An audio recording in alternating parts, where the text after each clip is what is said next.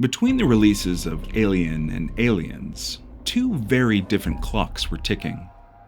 In our world, 7 years have passed, and hers, 57. While we changed, Ripley slept. But the company never did. I'm Burke, Carter Burke. I work for the company. But don't let that fool you. I'm really an okay guy.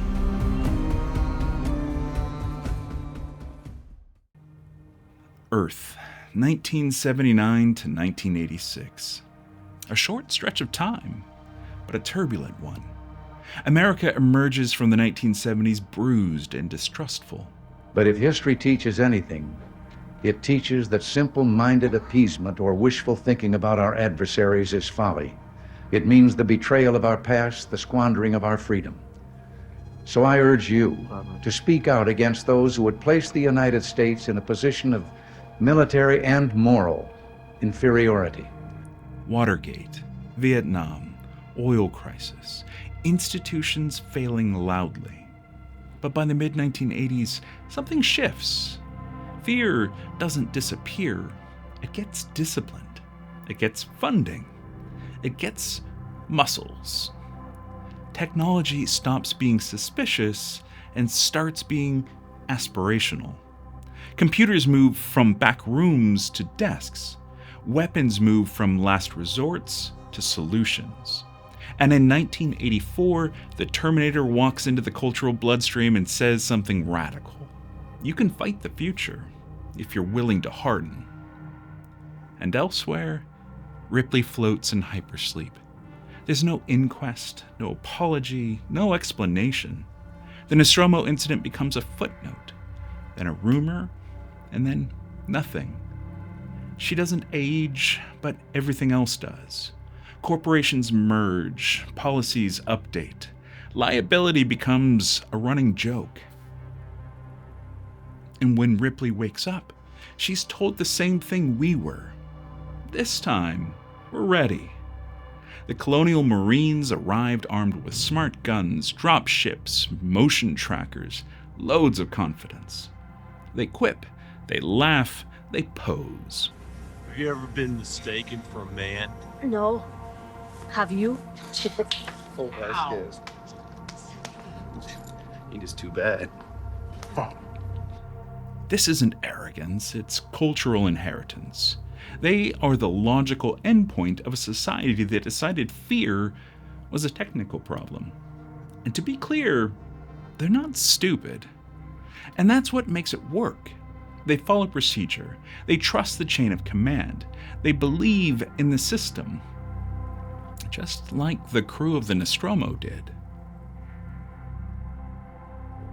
But here's the quiet truth. The xenomorph hasn't changed. Yes, it adapts, it survives, and it kills. What has changed is how humans interpret it. In Alien, the creature is unknowable, and that terrifies us. In Aliens, the creature is cataloged, and that comforts us. Is this going to be a stand-up fight, sir, or another bug hunt? All we know is that there's still no contact with the colony, and that the xenomorph may be involved. But comfort is not safety. The weapons fail, the command structure collapses, information is withheld. Again. Because the real constant isn't the alien, it's the company. Ripley doesn't trust the gear. She doesn't trust the briefings. She doesn't trust the smiles. She's already lived through the part everyone else got to skip. I only need to know one thing.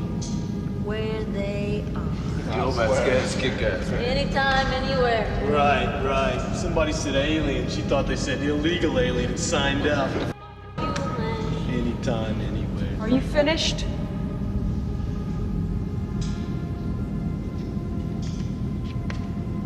I hope you're right. I really do. Yeah, okay, right. Thank you, Ripley. We also have Ripley's report on disk. I suggest you study it. Because just one of those things managed to wipe out my entire crew in less than 24 hours. And if the colonists have found that ship, then there's no telling how many of them have been exposed. Do you understand? Anyway, we have it on disc, so you better look at it. Her strength isn't firepower, it's refusal. She refuses the company's framing, refuses the Marines' bravado, refuses the idea that control can be outsourced to machines. When she steps into the power loader, it isn't to become a super soldier. It's to take leverage back. And that 50-year gap isn't empty. It's a record of a lie evolving. The lie that says more tech means more safety. More weapons mean more control. Better systems mean better outcomes. Alien whispers that this isn't true. Aliens shouts it and lets us enjoy the noise before the consequences arrive. Same universe, same monster, same corporation, new confidence, but same ending. Thanks for watching our first Alien vs. original episode. I've spun this series off from my main channel, Creative Briefs, in order to dig deeper into the world of Alien. And this isn't a one-off episode. It is the first part of a 3-part exploration of what happens between Alien and aliens, not just in the story, but in the culture that produced them. In the next episode, we'll stay on Earth and look at the 7 years between 1979 and 1986, how fear, technology, humor, and military confidence changed, and how that shift shows up on screen.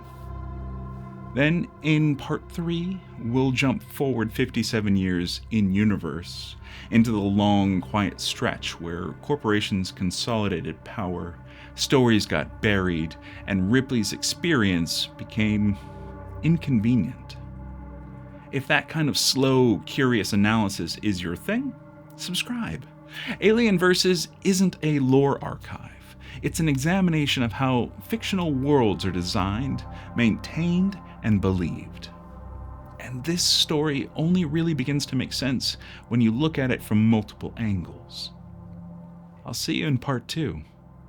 Until then. This is Ripley, last survivor of the Nostromo. Signing off.